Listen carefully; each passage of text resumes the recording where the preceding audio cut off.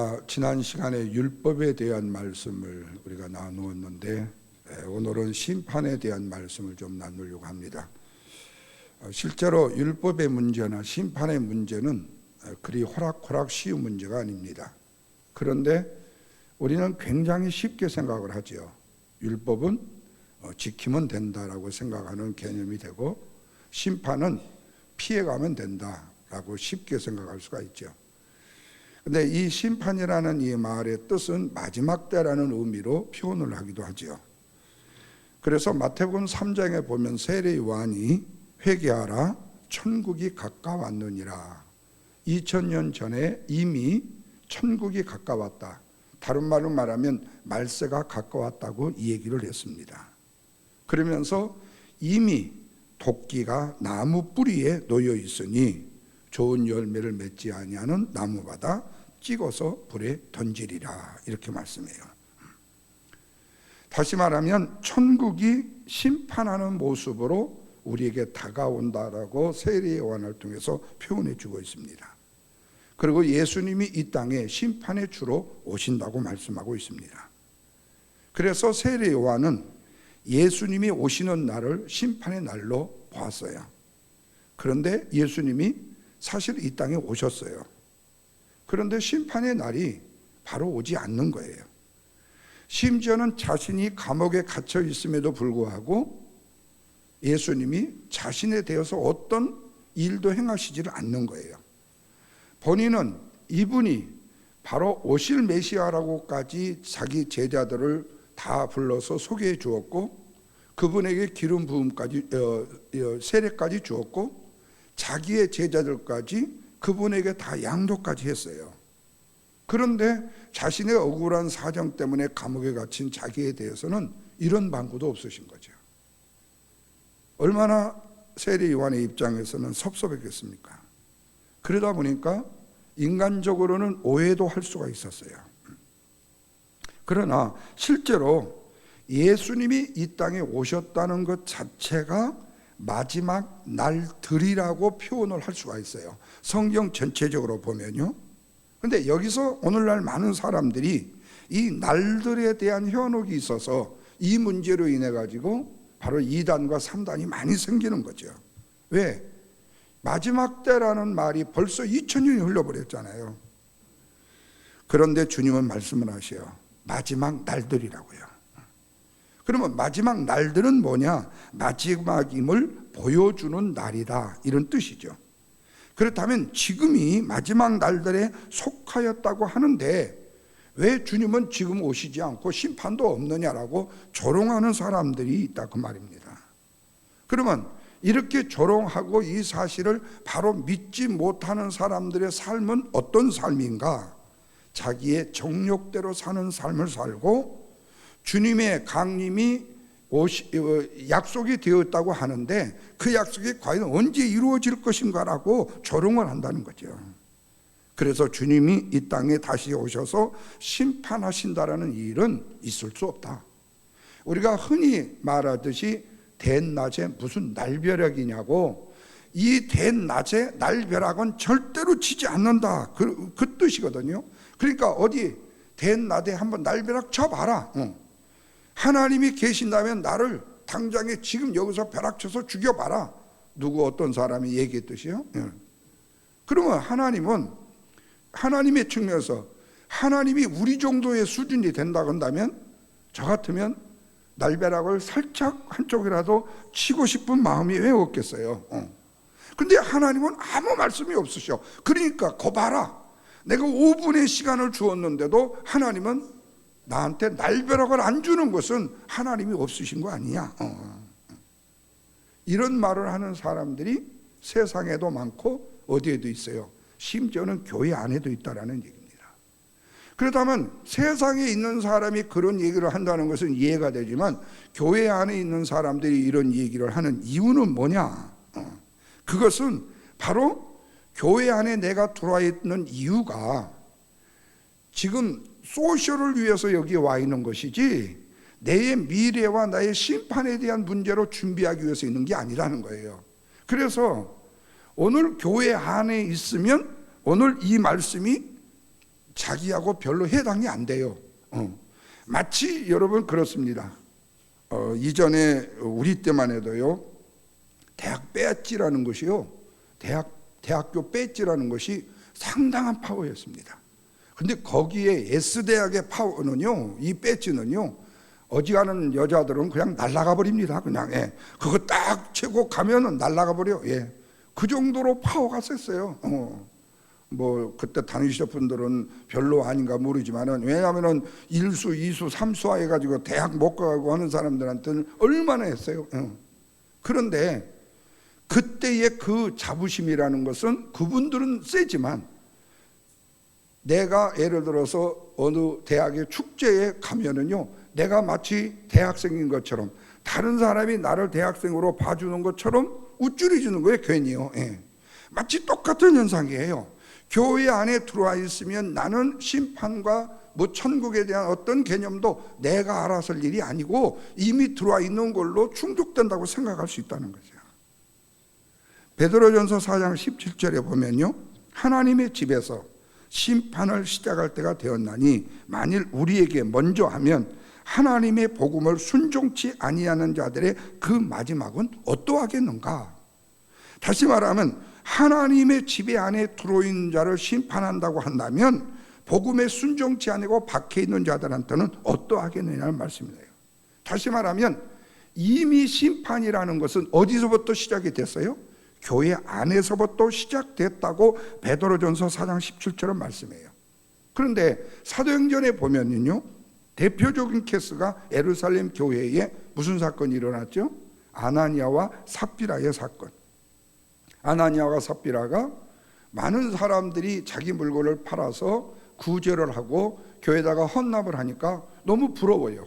그래서 자기들 또 의논을 해가지고 다 재산을 팔아서 교회에다가, 그리고 하나님 앞에 드린다고 드렸어요.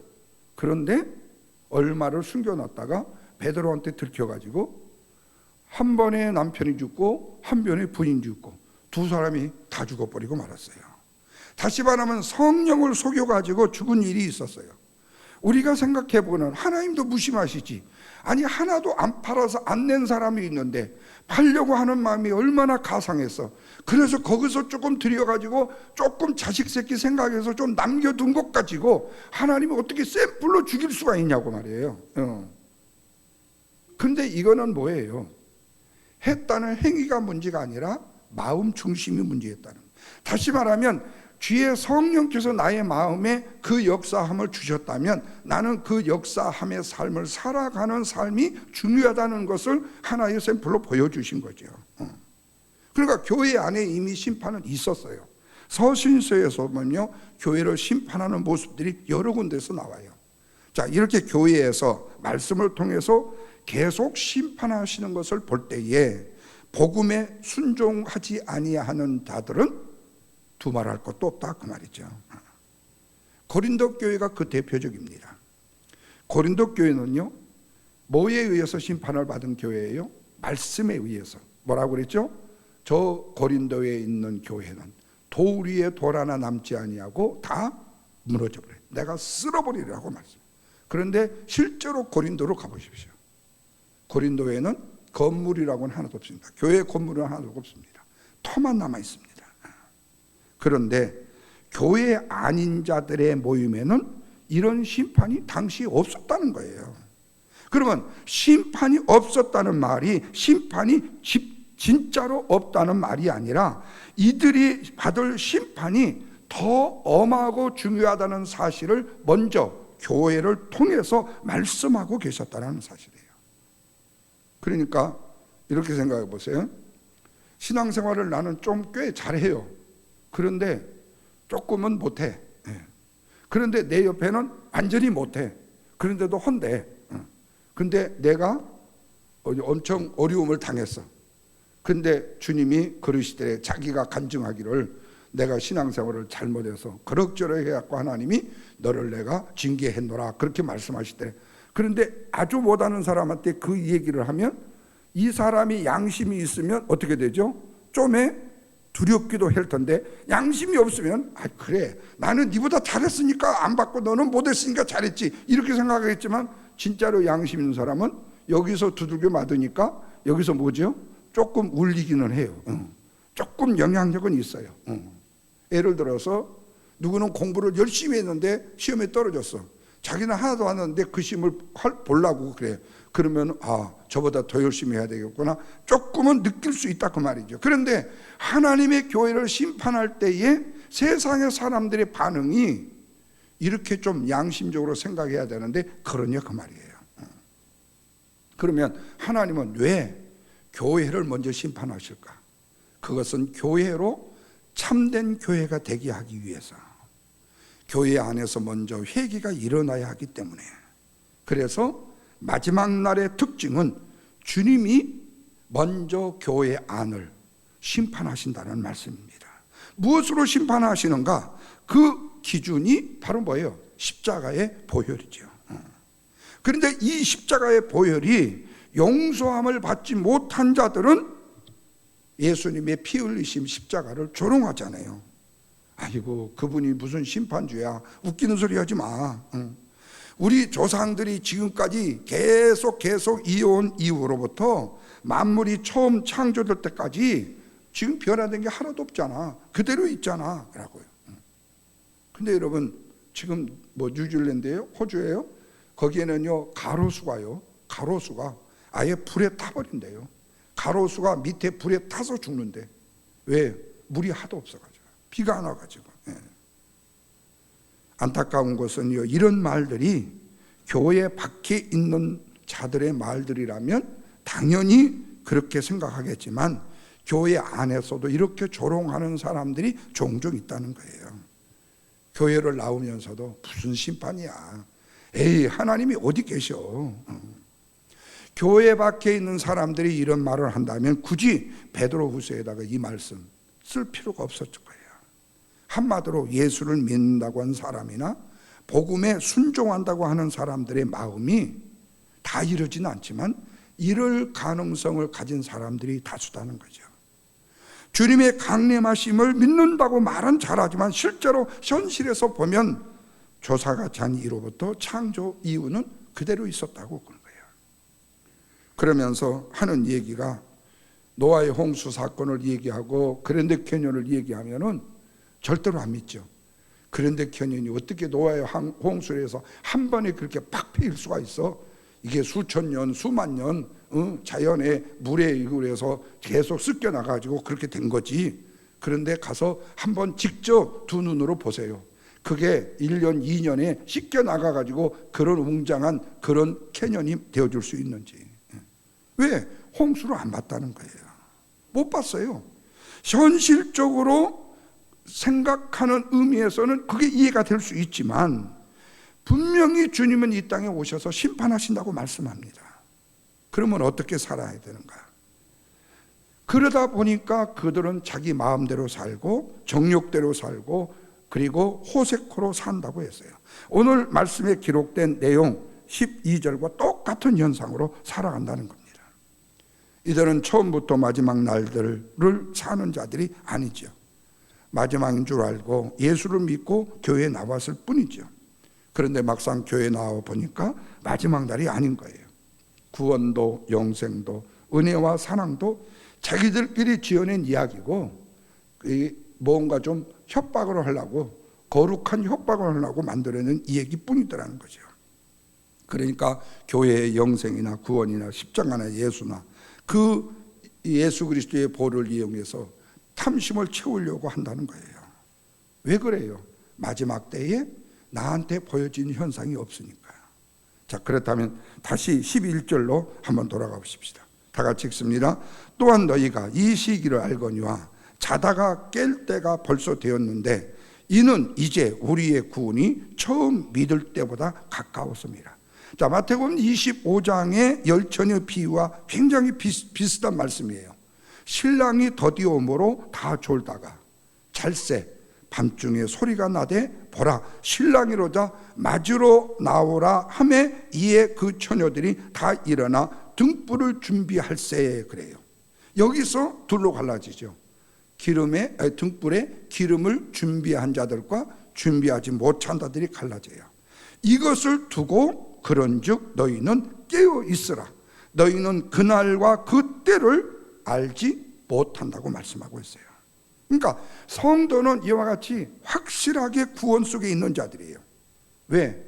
화목 제물이 되신 예수 그리스도께서 우리의 구주가 되어주시기 때문에. 그래서 주님이 오시면 틀림없이 구원 속으로 들어가게끔 되어져 있죠. 그렇다면 12절에서 계속하시는 말씀이 뭐라고 말하는 거요? 12절 같이 읽습니다. 밤이 깊고 낮이 가까웠으니 그러므로 우리가 어둠의 일을 벗어버리고 빛의 갑옷을 입자. 낮에와 같이 단정히 행하고 방탕하거나 술 취하지 말며 음란하거나 호색하지 말며 다투거나 시기하지 말라라고 말씀해요. 여기에 밤이 깊었다라는 이 말은 이 밤이 이렇게 2시, 3시 됐다라는 뜻으로 보기보다는 성도에겐 뭐가 지났다는 거예요? 밤이 지났다는 의미로 봐야 되겠죠.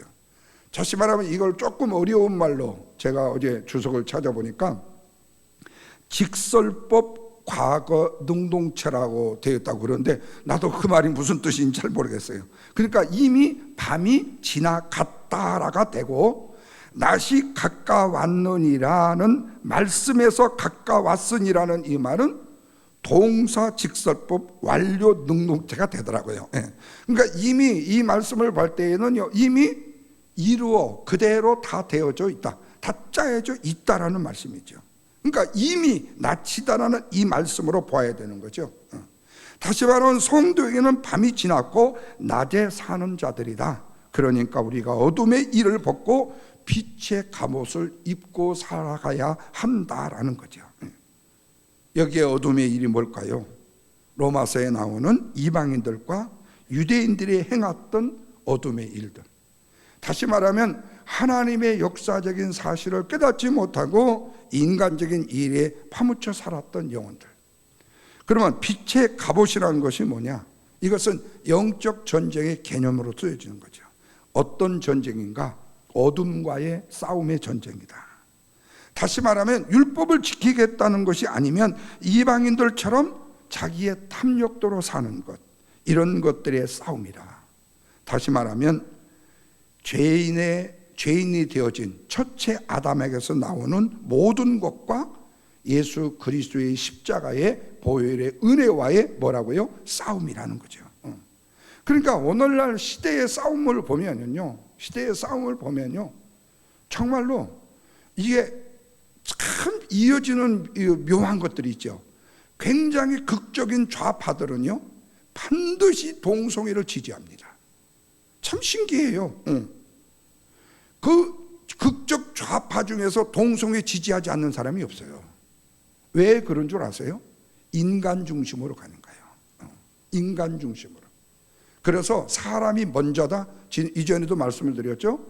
사람이 먼저다. 근데 그것은 자기들의 말뿐이지 자기가 죽으면 안 돼요. 나는 사람이 아니에요. 나는 사람 위에 있는 거고 사람이라고 불리는 것은 괴나 돼지예요. 일반 백성이에요. 그러니까 사람이 먼저다. 왜? 이 개 돼지가 있어야 내가 이기는 거예요. 왜? 부려야 되니까요. 김정은이가 지금요, 백성이 없으면 그걸 어떻게 부려요? 그러니까 사람이 먼저라는 거예요. 이게 현재 백성들이 넘어가고 거기에 혼돈을 가져오는 일 중에 하나였죠. 자, 그러면서 13절을 보십시오. 다 같이 읽습니다. 낮에와 같이 단정히 행하고 방탕하거나 술 취하지 말며 그리고 음란하거나 호색하지 말고 다투거나 시기하지 말라. 누구에게 하시는 말씀이에요? 이렇게 살았던 당시의 이방인들에게. 그런데 이 말씀이 우리가 어디서 많이 본 말씀 아니에요? 로마서 1장 18절 이하에 31절까지 나와 있어요. 우리가 지난주에 봤던 율법을 가지고 그들이 왔었잖아요. 그런데 이제는 뭘 가지고 오는 거예요? 이방인들이 행했던 모습을 가지고 오는 거예요. 그러면 이렇게 말씀하신 이유가 뭐냐? 14절에 그거예요. 14절에 오직 주 예수 그리스도로 옷 입고 정욕을 위하여 육신의 일을 뭐하지 말라고요? 도모하지 말라고 하시고 싶어서. 자, 이렇게 말하면 소위 예수 믿는 사람들, 그 중에 뭐 좀 가짜로 믿는 사람들은 이 말씀을 보게 되면 어떻게 생각하느니? 아, 이미 우리는 다 낫이야. 우리는 다 나시니까 이제 빛의 옷만 입고 단정하게 그냥 해야만 돼. 뭐 취하도록까지 먹지는 말아야 되고, 그냥 적당히 음란한 생각 정도 하지만은 누구나 하는 거니까. 예. 호색 다투는 거, 시기하는 거 그냥 적당하게 하면서 살면 될 거야라고 한다는 거죠. 근데 이 말씀을 칼빈이 한 내용을 찾아보니까 이렇게 돼요. 영의 권능으로 강해지고 하나님의 형상을 회복함으로써 모든 성결의 의무를 감당할 수 있도록 준비된 상태가 바로 23절의 말씀이더라고요. 오직 예수 그리스도로 옷을 입으면 하나님의 형상을 회복하면 이렇게 살 수 있다라고 말씀하고 있다. 이것이 바로 성도의 의무이기 때문에 이 의무를 성도는 감당해야 된다. 사실 이렇게 해줘야 우리가 교회 나오는 맛이 나고 교회 나오는 성도의 도리가 다 된 걸로 볼 수 있죠. 자, 그런데 이런 말씀 자체가 당시에 로마에서는 문제가 되어졌다는 거죠. 왜? 우리가 율법이 이 땅에 오기 전에는, 예수 그리스도가 이 땅에 오기 전에는 우리가 어떻게 하려고 했어요? 내가 스스로 율법을 지키려고 노력했잖아요. 그러면서 뭐라고 그러니? 율법이 들어오면 나는 죽고 죄만 살아난다고 주님은 말씀하셨잖아요. 그렇다면 이 말씀도 이 기준에서 해석을 해야 되겠죠. 다시 말하면 주 예수 그리스도로 옷을 입고 정력을 위하여 육신의 일을 도모하지 말라는 이 말씀을 통해서 우리는 좀 더 어디로 가까이 나가야 된다고요? 예수 그리스도의 십자가의 은혜로 나가야 된다. 이런 의미에서 볼 때 오늘 본문을 통해서 주님은 먼저 어디를 심판하셨다고요? 교회를 심판하시고 계심을 우리들이 다시 확인하게 되어진다는 말씀입니다. 그래서 이 심판을 받은 자들은 싸움을 하는 자들이고 이 심판이 없는 자들은 싸움을 하지 않는 자들이죠. 그래서 실제로 우리 그리스도인은 지금 늘 인간의 욕심과 탐욕과 정욕과 인간의 이기적인 욕망과 싸우고 있는 거 아닙니까? 왜 우리 인간인들 여기까지 넘어가고 싶고 여기까지 더 가지고 싶지 않는 마음이 어디 있겠어요? 여기까지 더 취하고 싶은 마음이 어디 있겠어요?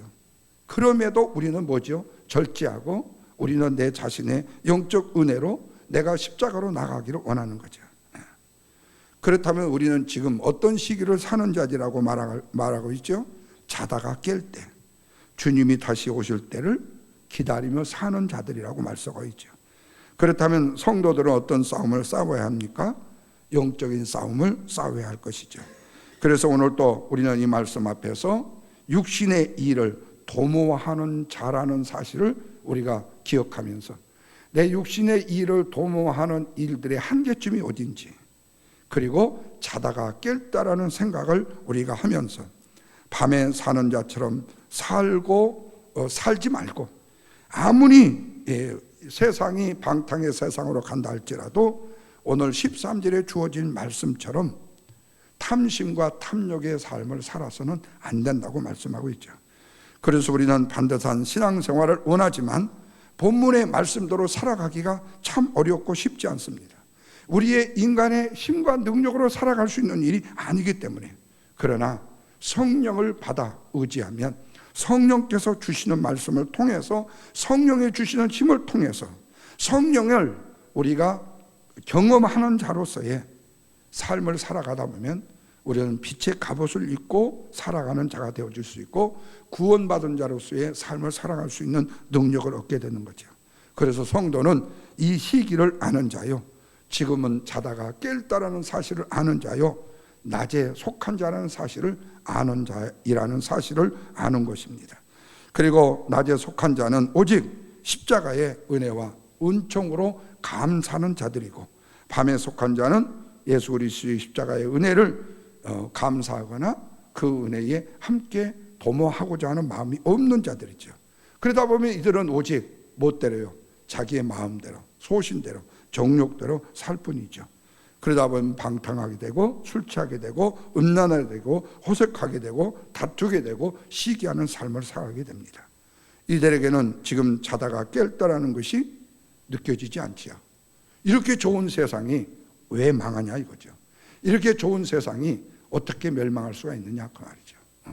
그러나 아무리 좋은 세상도 어느 날에 단순간에 무너져요. 그 극한 직업인가 뭔가를 제가 그걸 좋아하는데요. 거기에 보니까요, 그 목조 한옥을 짓는 분이 공장을 했는데 몇 년 전에 한참 이것이 성황이 되려고 할 때 갑자기 뒤에 있는 토사가 무너져가고 산이 무너져서 산사태가 나가지고 완전히 싹 쓸어버렸다는 거예요. 그 공장을요. 그래가지고 두 부부가요 35년인가 40년을 그 일을 했는데 그 토사더미 위에 앉아서 엉엉 울었대요. 그러면서 여기서 우리 인생 끝나기까지 했대요. 그런데 죽을 마음이 있으면 다시 약자까지 살아보자. 그래가지고 2년 만에 그 모든 것을 다 채워내고 지금 그 새 공장을 다시 세워서 지금은 그 한옥 전시회를 하고 그 한옥을 목조 한옥인데 너무 멋있어요.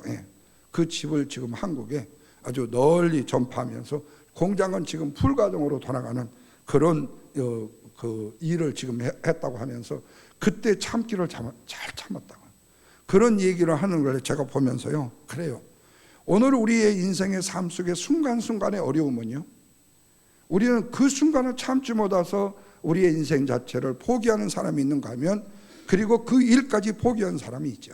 그런데 아무리 어렵고 힘든 일도요, 때가 되면 뭐라고요? 다 뭐나더라?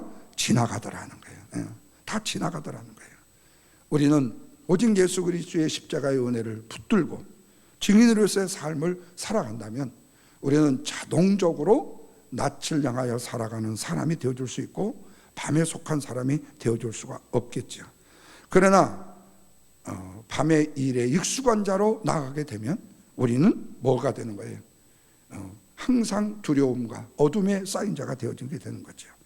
그런데 오늘날 세상은 우리를 그대로 방치해 두지 않는다는 거예요.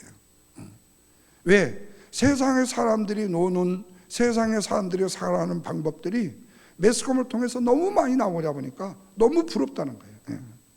그래서 여러분 세계 여행하는 테마 여행 같은 거 보시면은요, 다들 하는 말씀이 뭐라고 하죠?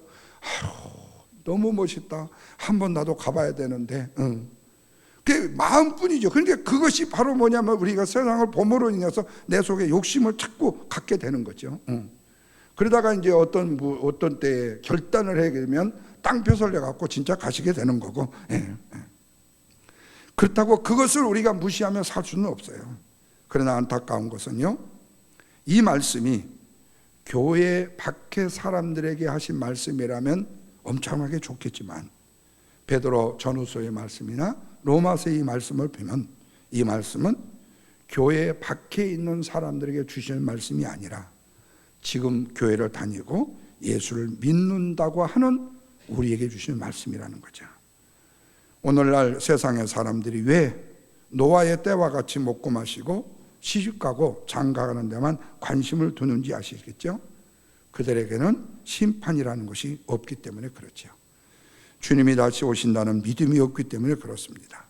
심판이 없다라는 말의 뜻은 십자가의 은혜를 믿지 않는다라는 말이죠. 그러나 이들이 십자가의 피의 혜택을 입고 있다면 당연히 자다가 깰 때가 된 사람이겠죠. 그러나 이들은 오직 육신의 일과 십자가의 은혜만은 상관이 없다고 생각하는 거죠. 그러나 성도는 낮에 사는 자들이기 때문에 무슨 일을 하더라도 그 중심에 십자가의 은혜와 관련이 되어 있어요. 오늘 말씀을 통해서도 육신의 일만 관심 있는 자들은요, 육신이 무엇을 위해서 주님을 맞이할 수 있을까에 대한 관심을 두고 살려고 생각하지 않죠. 그러나 오직 우리는 하나님의 은혜의 은총 안에 사는 자들이기 때문에 우리가 주의 주신 말씀의 은혜를 심있고 주님이 주시는 은혜대로 가능한 세상에서 생각과 뜻을 멀리하고 우리 하나님이 주신 은혜의 삶을 살아가기를 원하게 되어지겠죠.